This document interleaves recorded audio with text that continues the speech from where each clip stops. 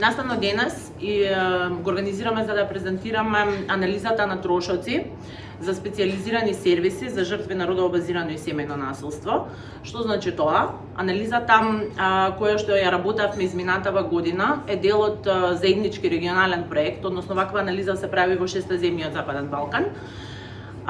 Целта на анализата е да покаже колку средства одвојувале државите или конкретно нашата држава во изминативе 4 години, значи во периодот од 2022 до 2025 за специализирани сервиси. Кога зборувам специализирани сервиси, што мислам? За солништа, СОС линии, советувалишта за жени и деца кои преживеале различна форма на насилство, упатни центри за силување, кризни центри за силување и бесплатна правна помош.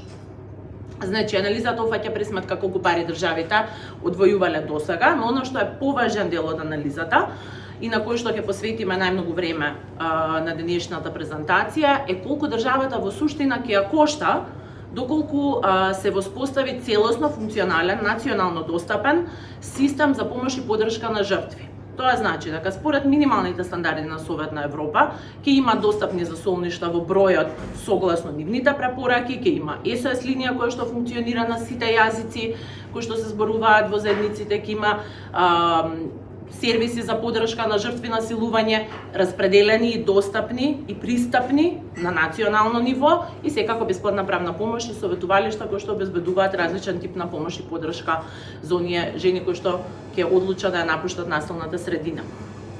При пресметките, покрај тоа што ги користивме минималните стандарди кои што се препорачани од Советна Европа, ги користевме и националните стандарди кои што се веќе усвоени за дел од сервисите. Постојат национални стандарди и норми како еден сервис треба да изгледа, кои критериуми и услови треба да ги исполнува, какви луѓе треба, кој тип на луѓе и професионалци треба да бидат вработени.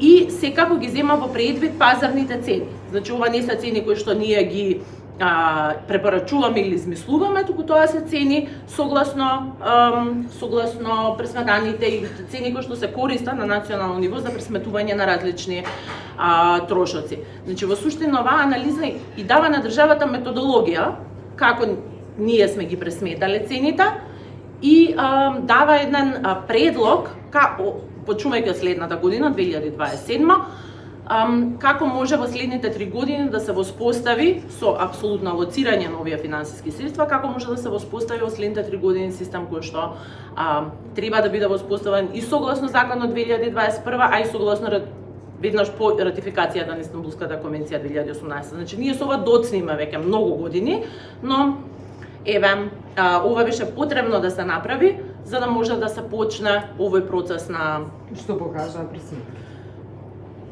Што покажа пресметките?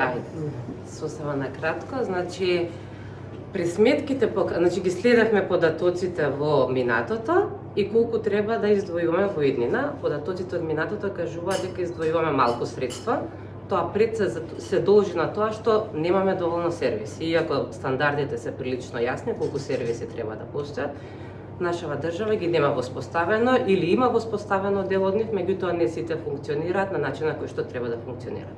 Така историските покажуваат дека досега се издвојуваат релативно малку средства, а пресметката која што направивме по сценарио дека постепено ќе ги воведуваме сервисите, меѓутоа идејата е за најдоцна 3 години од сега 2026, односно 2027, да се воспостави целосна инфраструктура, значи целосна мрежа со сите функционални сервиси, би чинела, грубо кажано, околу 7 милиони евра, со тоа што ќе се обезбеди целосна апликација на стандардите во Истанбулската конвенција и на нашите национални стандарди.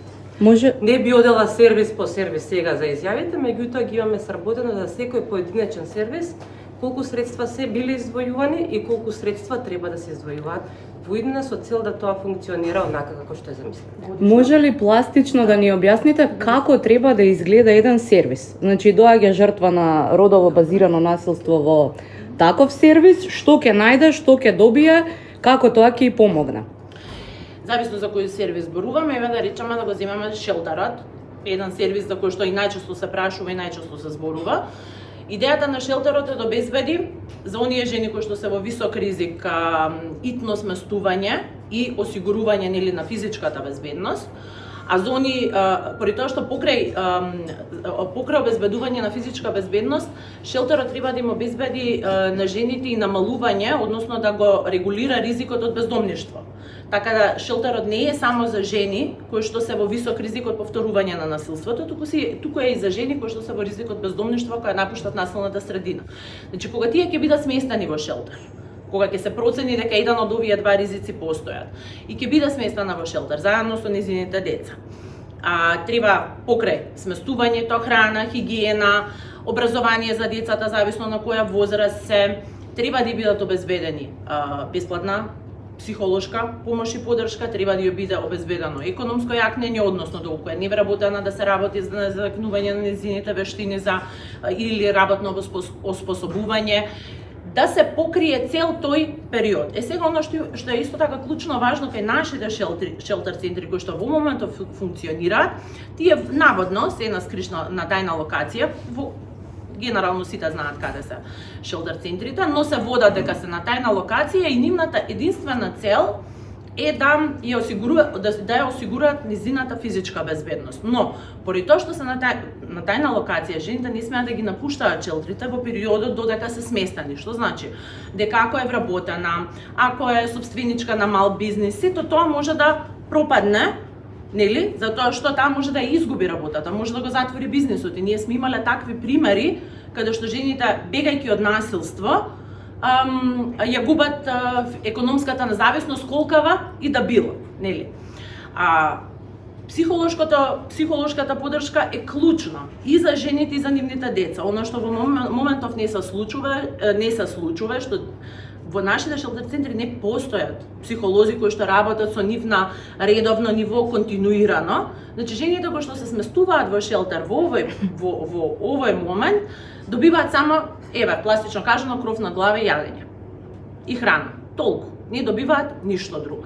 Ова што ние го пресметуваме, значи дека би ги добиле сите овие услуги, дополнително со бесплатната правна помош за сите постапки кои што би биле потребни, поради тоа што во моментов бесплатната правна помош може да ја добијат само жени во висок во социјален ризик, односно невработени, затоа што само на нив им следува разводот на брак, доделување на старателство на децата, одредување на издршка, имотно-правни спорови. Доколку таа е вработена, значи критериумите се толку ниски, високи во суштина, не ниски, високи, што доколку таа е вработена дури со минимална плата, нема право на бесплатен адвокат. И сите трошоци ги сноси самата или доколку успее да дојде до некоја организација која што обезбедува како нашата бесплатно адвокатско застапување, да овие постапки може да ја помогне да овие постапки ги заврши без да тоа е дополнителен финансиски товар на нејзиниот инаку непостоечки буџет. Сега, некако мене ми се наметнува прашање, еве зборуваме за шелтер центри, од друга страна гледам државава изминатиот период после несреќата за жал претендира на тоа да жртвите не бидат извадени од дома, туку да насилникот биде излезе, да биде тој што ќе излезе и ќе го напушти семејниот дом. Како вие гледате на тоа, споредбено со анализите кои што ги правите? Знаете, ние останувањето на сторителот од домот е мерка која што постои од 2015 од Законот за семејно насилство, првиот посебен закон. И таа мерка самата по себе не е спорна, но не е апликативна во сите случаи, затоа што особено во помалите градови се живее во повеќе генерацијско семејство, се живее во семејна куќа. Вие сторителот дури и да го извадите во моментот, затоа што има акутно насилство, и да го извадите од домот, останувањето во семејната куќа на неговите родители не е долгорочно решение за неа. Така да, ова што се случува сега, после трагедијата, и претходно се случувало, иако во значително помал број, треба да продолжи да се случува, затоа што тоа е моментална, итна заштита, но не е долгорочно решение. Шелтерот, например, шелтер центрите во другите земји обезбедуваат сместување и до 6 месеци и до 1 година, при тоа се од отворен тип. Што значи тоа? Жената продолжува да оди на работа ако е вработена.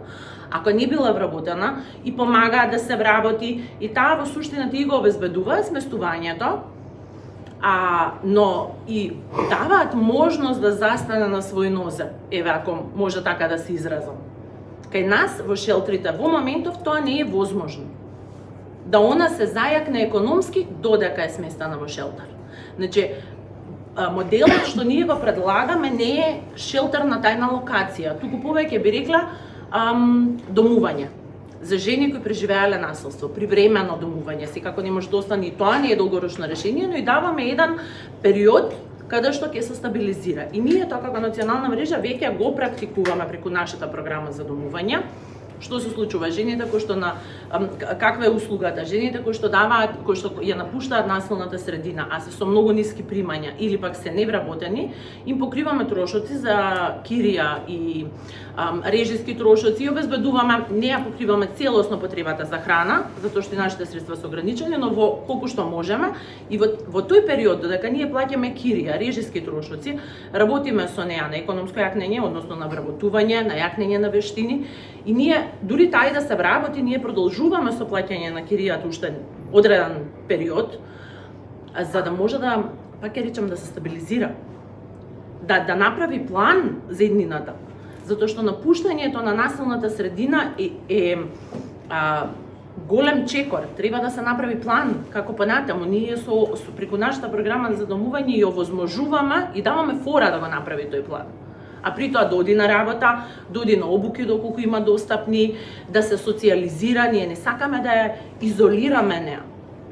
Тоа се исклучително ретки случаи каде што на вистина треба да се А може ли тоа да биде возможно? Еве да речеме да се промени начинот на домување што ви гледа вие за да биде отворен тип тој што? Да, апсолутно, затоа што секаде е така. Ние целата наша легислатива за насилство имаме превземено од Австрија. Австрија има во сред центар шелтер центри во кои што жените се сместуваат, посебни стамбени единици, во кои што им се дава една приватност, нели? Не живеат групно, туку живеат во посебни стамбени единици со своите деца и тие може да одат на работа, може да прават се што треба да прават за да може да си го изградат повторно животот. Така да тоа е постојачко и во Соединените Американски држави и во многу други земји низ Европа. Не е ова нешто што ние сега го измисливме, туку е повторно нешто што како модел го превземаме затоа што се покажал дека е многу подобар од тоа да жената биде скриена на локација и после тоа само пуштана. А комунициран ли е овој модел со Министерството за финансии и Министерството за труд и социјална политика, зашто денес ги нема тука? Моделот ние сакавме да го искомуницираме, сакавме во суштина и самата анализа и на аудита да ги презентираме пред самиот настан, ги сконтактиравме двете министерства.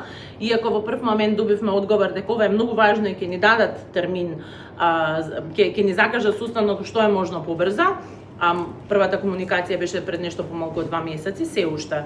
И по неколку потсетувања не добивме одговор или термин за средба, а не ги потврдија ни своите присуства затоа што беа поканети представник и министерката или представник од Министерството за финансии и министерот или представник од Министерството за социјална политика, демографија и млади беа поканети да бидат присутни денес и да зборуваат од аспект на министерство. На жал не го потврдија своето присуство. Ниту пак пратија представници. Најодговорно да се каже, така да првиот би се задржала на тоа што се ни е потребно за да стигнеме до парите, на крај ќе ги соопштиме средствата што ни се потребни, иако веќе ги начнавме во пресуд.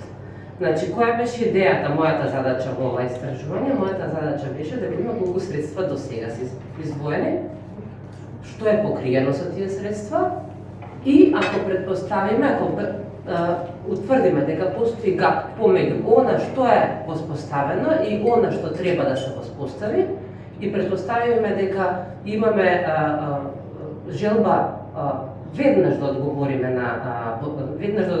на одговорноста која што имаме да ги воспоставиме сервисите, колку тоа би чинало од фискален аспект државата. Значи, еден кус преглед, така ќе ме биде денеска структурирана презентација, еден кус преглед околу финансирањето, постоењето и финансирањето на сервисите во минатото, предходните 3 години, и проектирани потребни средства при предпоставка дека ќе се воспостават сите сервиси кои што веќе беше начнати претходно неколку пати.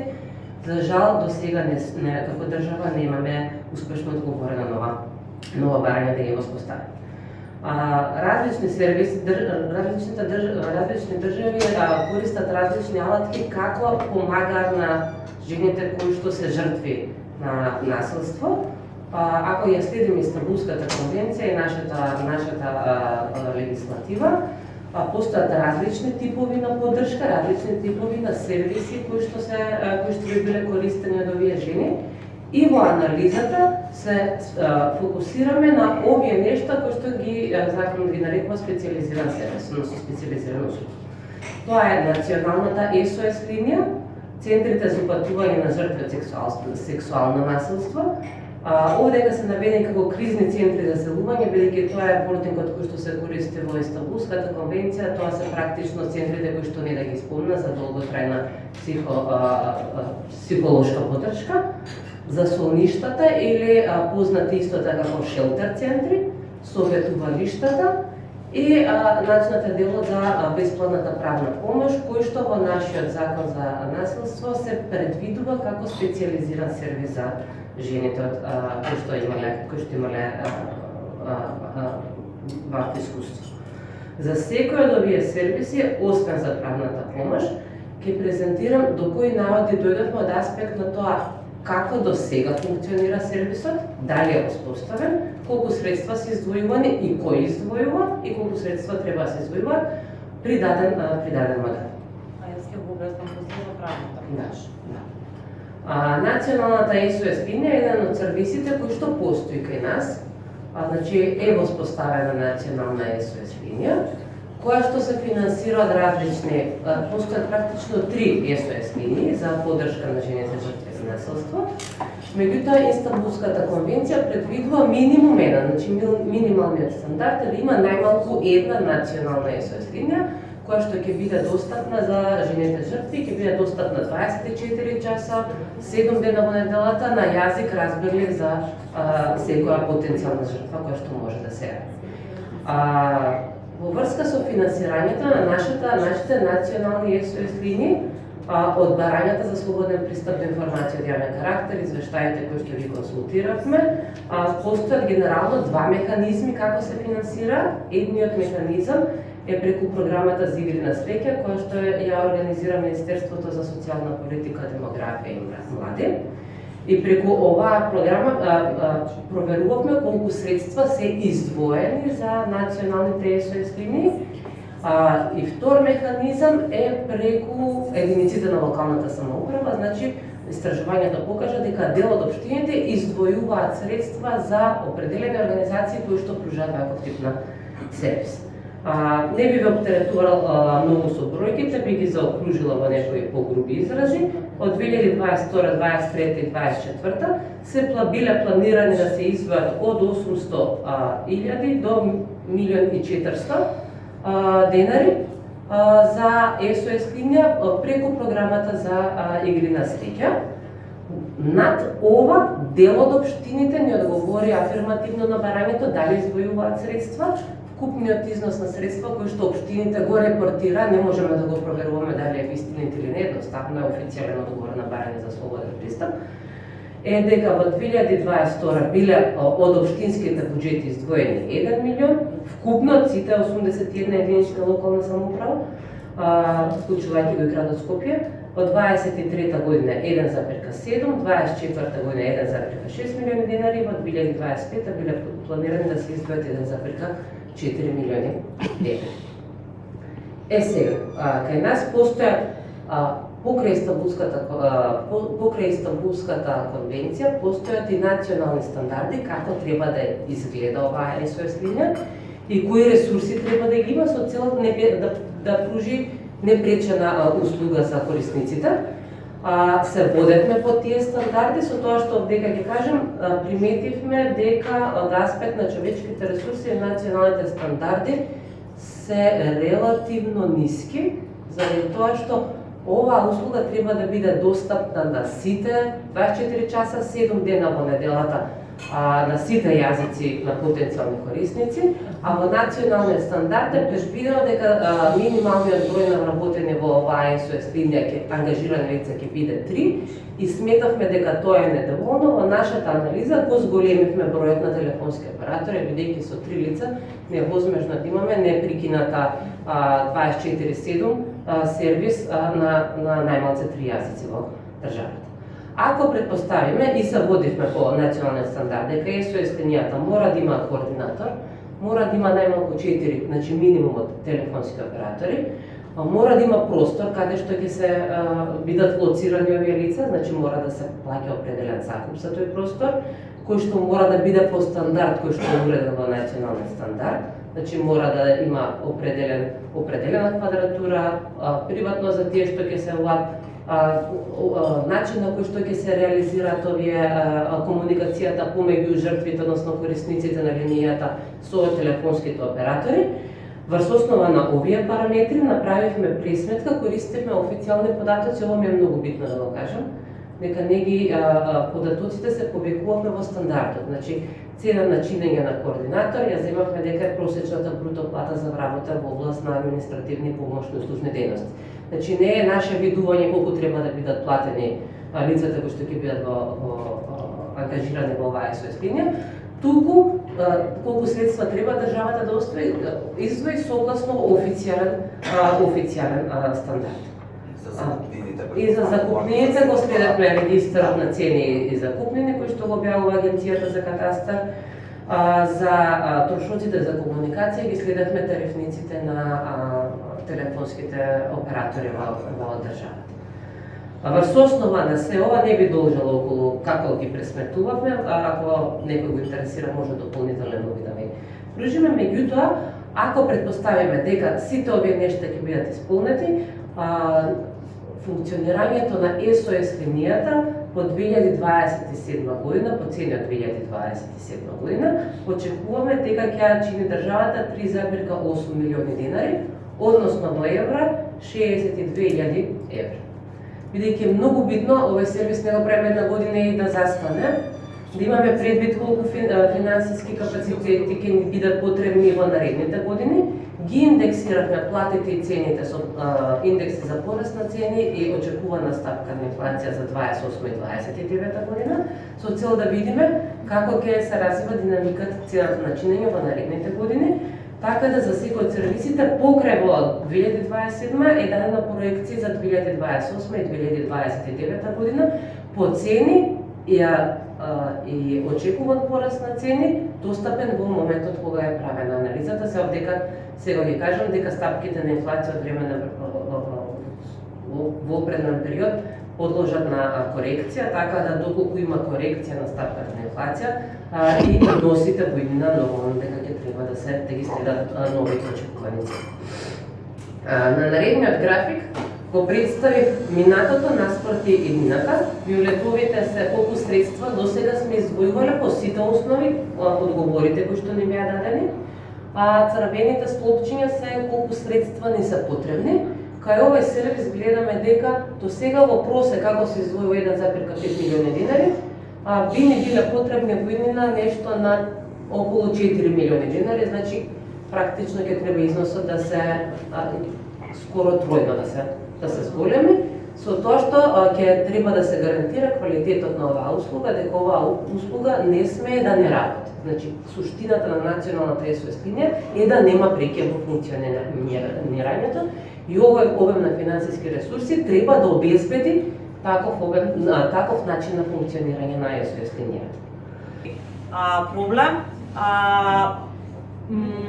ќе биде поднесена преставка за дискриминација кон Министерството за здравство, поради тоа што необезбедувањето на ваква специјализирана услуга, заради тоа што многу повеќе ги засега девојчињата и жените, представува дискриминација согласно праксата на Европскиот суд за човекови права и ќе бараме од Комисијата спречување и заштита од дискриминација да го задолжи Министерството за здравство најдно да ја воспостави оваа услуга, најдно да обезбеди средства за обука, за специјализација на психолози и психијатри за давање на оваа услуга, да формира мрежа која што понатаму ќе дава поддршка и меѓу себе ќе се обезбеди и менторска поддршка, и исто така да направи правилник за цена за начинење за оваа услуга, заради тоа што сметаме дека едноставно е недозволиво 5 години од имплементација на закон ваков сервис да не биде воспоставен кога тоа е законска обврска. Ама